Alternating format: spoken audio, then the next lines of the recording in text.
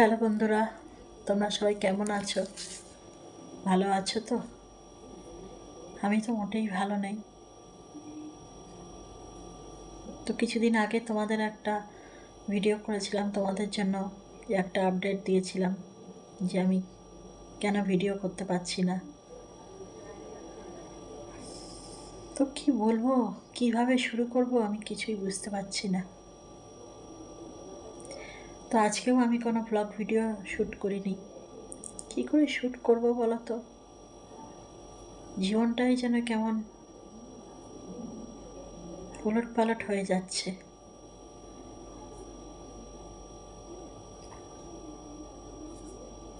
কি বলবো তোমাদের, আর কি নিজেই ভিডিও বানাবো কিছুই বুঝতে পারি না। কোনো খাওয়ার ঠিক নেই, কোনো রান্নার ঠিক নেই। সকালে খাচ্ছি তো দুপুরে না খেয়ে রয়েছি, আর দুপুরবেলা খাচ্ছি তো রাত্রে ভাবছি কি খাবো।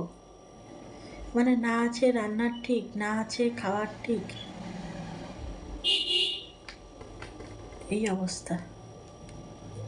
মানে সংসারটা না, যতই প্রথম থেকে চাইছি সে তো না ভেঙে যায়, কিন্তু ভাগ্য আমার মনে হয় আমার সাথ দিচ্ছে না, জানো তো। আমার মনে হয় সংসারটা মনে হয় থাকবে না, মানে জোর করে রাখা। যেহেতু একটা মেয়ে আছে, ওর পড়াশোনা আছে, না হলে না অনেক কিছু করে ফেলতাম। তবে হয়তো তোমরা ভাববে যে প্রথম দিকে কেন করিনি, যখন মেয়ে ছিল না বা মেয়ে ছোট ছিল। ওই যে ওই যে একটা চেষ্টা, দেখি না, দেখি না সহ্য করে, দেখি না মানিয়ে নি না। এই মানাতে মানাতে মানাতে আজ এতগুলো বছর কেটে গেল। আর পাচ্ছি না বানাতে, জানো, আর পাচ্ছি না।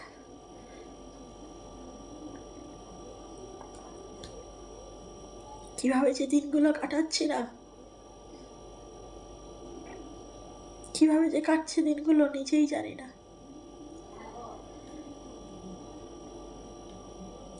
মনে হচ্ছে কি সমুদ্রের ঢেউ যেরকম আসে না, ঢেউগুলো মানে কোথায় যে আমার নিয়ে যাবে, কাকে, সে নিজেও জানে না।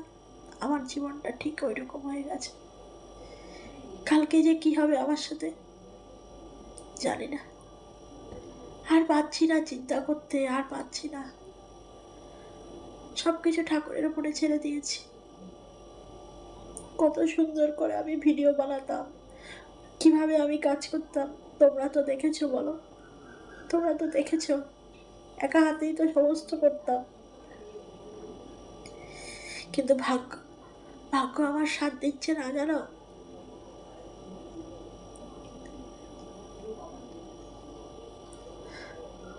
ভাগ্য যে আমাকে কোথায় নিয়ে যাবে ভগবান জানে।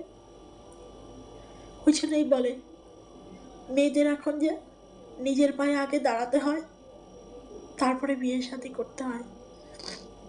এখনকার দিনে মানে শুধু পড়াশোনা শিখলে হবে না, আগে নিজের পায়ে দাঁড়াতে হবে। নিজের একটা খুঁটি লাগে, জানো তো। নিজের যদি খুঁটি না থাকে না, শ্বশুর বাড়িতে তুমি যতই ভালো ব্যবহার করো, সবার মন জোগাবার চেষ্টা করো, কোনো লাভ নেই। সেই তোমাকে ছুঁড়ে ফেলে দেবে প্রয়োজন হয়ে গেলে। আমার যে বিয়ে হয়েছে যেই পরিবারে, একেবারে জঘন্য পরিবার, জঘন্য। মানে কি বলবো, শ্বশুরবাড়ির লোক তো ভালো নাই, তার থেকেও বড় কথা হলো নিজের ঘরের মানুষ, যার সাথে আমার বিয়ে হয়েছে, সেই মানুষটাই ভালো না। কোনো দিনই সে আমাকে বোঝেনি। তার কাছে শুধু পরের বউরা ভালো। শুধু তার কাছে না, তার মাও এই কথাই বলতো বিয়ের পর থেকে, এই বাড়ির বউ ভালো, সেই বাড়ির বউ ভালো, এ অনেক কাজ করে, সে অনেক কাজ করে। আমি কাজ করতে করতে হাঁপিয়ে যেতাম, তাদের চোখেই লাগতো না আমার কাজ। তারপরে আলাদা হয়ে গেলাম, ওরাই আলাদা করে দিল। ভাবলাম যাক, এবার নিজের সংসারটা নিজের মতো করে গুছিয়ে চলবো, আর কোনো অশান্তি থাকবে না। কিন্তু ওই যে বলে, দাঁড়া তোর সুখ করা আমি বার করছি। আমার কপালে তো সুখ নেই না, আমার কপালে সুখ নেই। এই কারণে স্বামীও আমার উপর টর্চার শুরু করেছে প্রথম থেকে। ওই যে মানাতে মানাতে মানাতে এতগুলো বছর হয়ে গেল। দেখবে আমার ভিডিওতে কিন্তু আমার বরকে আমি দেখাই না। কেন বলো তো? সে পছন্দ করে না দেখানো। তুমি ভিডিও করছো, করো, আমাকে দেখাবে না। এমনকি রান্নার সময়টা বা ভিডিও করার সময়টা আমার কোনো রকম সহযোগিতা করে না। এই এডিট করা বলো, ভিডিও করা বলো, তারপরে ভিডিওর যে সব কাজকর্ম থাকে কিচ্ছুতে হেল্প করে না, সমস্ত একা একাই করি। এমনকি ভিডিও করার সময় একটা টিভি চালিয়ে রেখে দেয়। টিভিটা কিন্তু দেখে না, কিন্তু চালিয়ে রেখে দেয়। কেন বলো তো? যাতে আমার ভিডিও করতে অসুবিধা হয়, ডিস্টার্ব হয়, ওই জন্য চালিয়ে রেখে দেয়।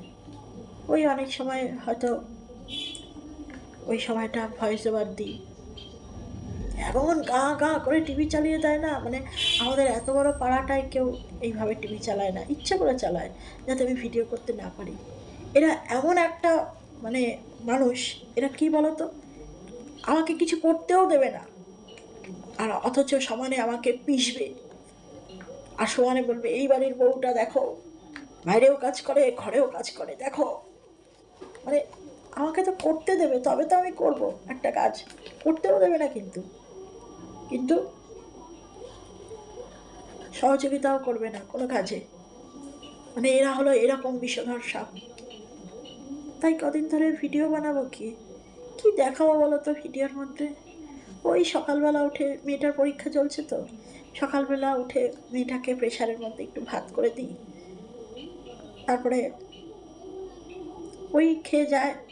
কখনো ওর সাথে আমিও একটু খেয়ে নিই। দুপুরে আর কিছু করতে পারি না, কারণ মনে জোর না থাকলে না শরীরেও জোর থাকে না। তাই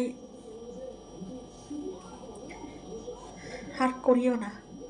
তবে কি মেয়েকে না খাইয়ে রাখি ভাবছো? না, ওই যে ওর বাবা রান্না করে, ওইখান থেকেই অল্প কিছু মেয়ে খায়, এই অবস্থা।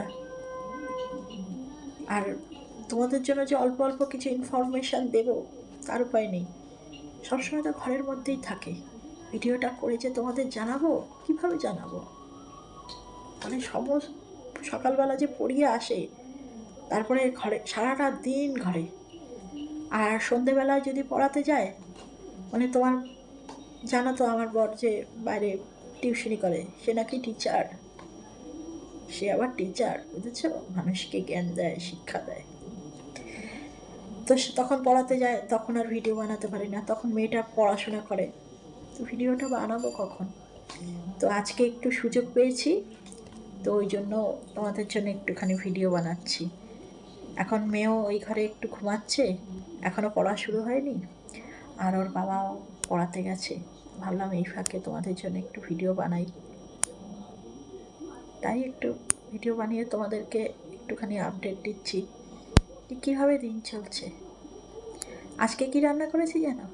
রোজই তো কতদিন ধরে ওই সিদ্ধ ভাত রান্না করছি, কারণ মনেও জোর নেই যে শরীরে জোর থাকবে। মনটা যদি মানুষের ভেঙে যায় না, শরীরেও জোর থাকে না, জানো তো।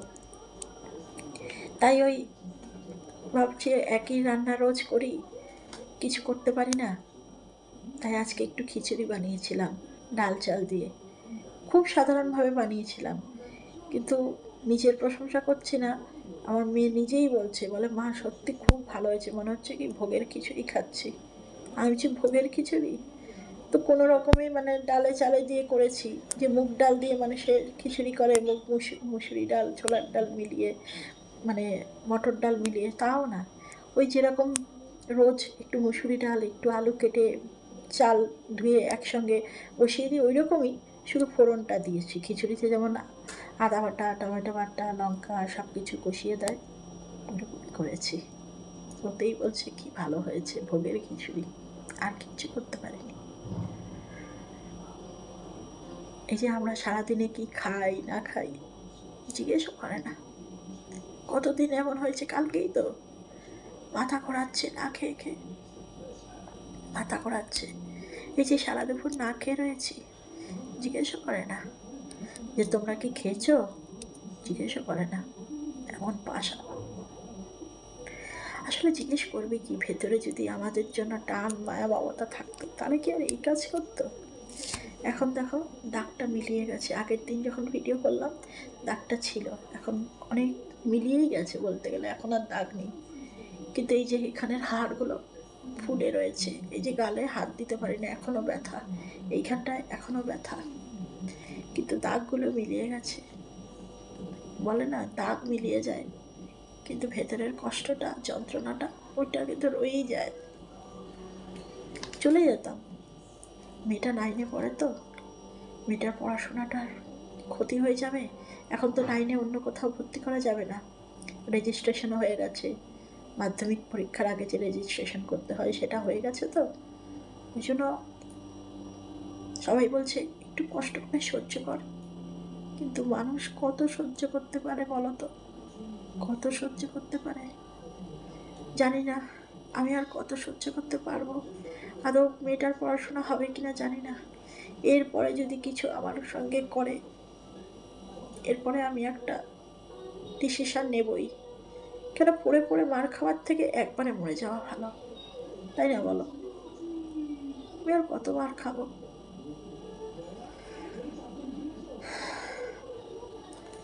তো চলো বন্ধুরা, আজকে এই পর্যন্তই রইল। আবার কোনো দিন যদি পারি তোমাদের সাথে আবার কিছু শেয়ার করব, তাহলে চলো। কিন্তু পারছি না জানো, এই কষ্ট আমি আর সহ্য করতে পারছি না। আমি যেন জোর করে সহ্য করছি, জোর করে।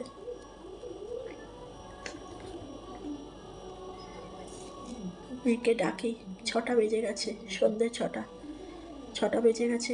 ওর আবার কালকে পরীক্ষা রয়েছে, কালকেই লাস্ট পরীক্ষা। কালকে পরীক্ষাটা হয়ে গেলে ব্যাস।